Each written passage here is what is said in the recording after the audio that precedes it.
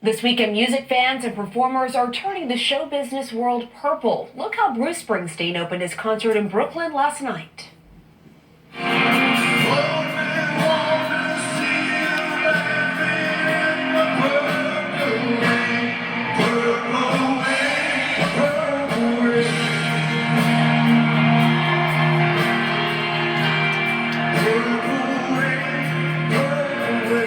Now that is a tribute, folks. Two of the MTV generation's most important artists, Bruce Springsteen and Prince.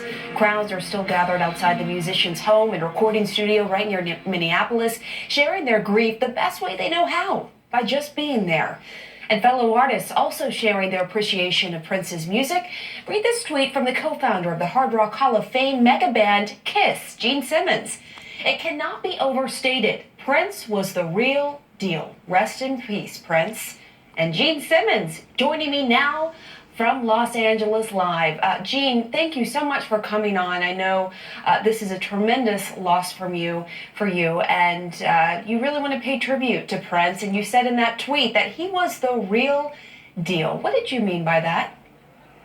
Well, I just want to say that this is not about self-aggrandizement, and CNN asked me to come on and say a few words. But I think media will tend, because of the nature of what it is, to point fingers at the wrong part of Prince. When you really think about entertainers who get up on that stage, they're great singers and they're great performers and they're great. He was, scientists call it a singularity, a multi-hyphenate, multi-instrumentalist who wrote his own songs, arranged them, engineered it, produced it. I mean, he was everything. Continued to change who he was like a chameleon, and really marched to the beat of his own drummer. I'm just reminded, I'll tell you a quick thing. My first meeting with Prince was as a fan, and I'm here as a fan, along with millions of other people. It was the early 80s. It was the beginning of his career. At the time, I was with Diana Ross. So I told her, let's go check this guy out. You're going to flip out. So we went to a small club in New York, maybe 400 people. We were just floored. We went backstage just to say a few hellos, and I will tell you that the same person who was on stage, who dominated everything, huge personality and charisma, backstage was shy, unassuming, no ego, could not look Diana in the face when she was talking to him, this is a guy who didn't live in London, New York, he lived in Minneapolis and stayed true to who he is all the way till, unfortunately, his passing. A legitimate, a singularity. There hasn't been anyone before, during, or since. Eric Clapton, who himself has reached the heights, people think of him as the finest guitar player there is, was asked recently, Mr. Clapton, what does it feel like to be the finest guitarist in the industry? And he said, I have no idea. Ask Prince. You know, it's interesting you say that, because so many of us are marveling that Prince often played every instrument that you would hear in his songs. In fact, I think he played something like 27 instruments. He was also obviously a very talented songwriter. And beyond his music talents, I mean, he really gave back to his community. Like you said, he stayed in Minneapolis, gave to the local schools there.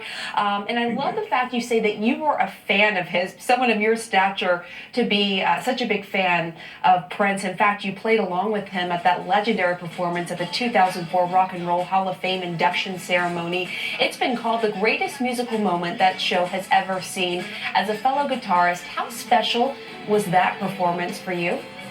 Well, nobody touches him. When you can Google Jeff Lynne, Tom Petty, and on YouTube and see them all playing While My Guitar Gently Weeps, and Prince gets up at the end and just floors everybody. They all step back and are just amazed by his proficiency.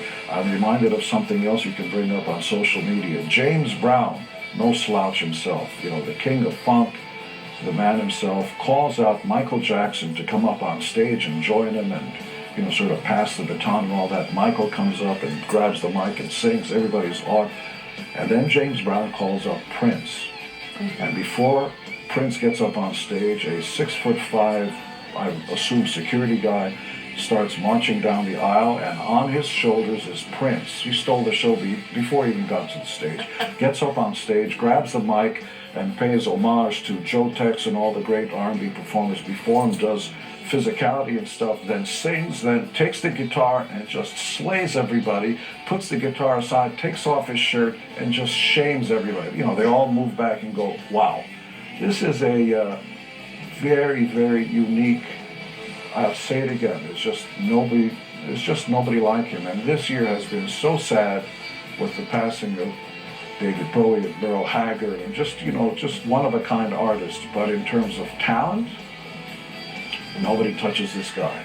And yes, go ahead. Go ahead. You just mentioned David Bowie. I actually interviewed you back then after David Bowie died, and you called David Bowie, you said he was a musical icon.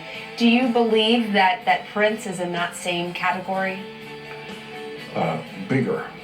Wow. Very few people know who Prince really was off stage, a very private, shy man. I got to see him a little bit off stage, but I can't really say I knew him all that well. I don't know that many people did. All the way to the end, he was a very private person. Again, lived in Minneapolis from the beginning until the end. And one more thing that I want to say about his humanism, that very few people know, that during his concert tours, he asked his fans, if you bought tickets to a Prince concert, I want you to bring canned goods and contribute to those less advantaged. Come on. That's cooler than any rock star that gets up on stage and says, look at me, look at me. Yeah. This is a unique guy, and it would be a crime if the next generation of 14-year-olds don't look up and say, you know what, that's who I've got to emulate, instead of the modern sort of pop artists who have producers in back of them. Remember, it's a guy who wrote, produced, arranged, engineered, did it all. So talented, and as you point out, I mean, he did all of this philanthropic work and just didn't want any credit for it. So much of it, is now coming out. Now we're learning about it, but at the time, he didn't want the credit. Gene Simmons, really great to have you on here and your perspective. Thank you so much. Welcome.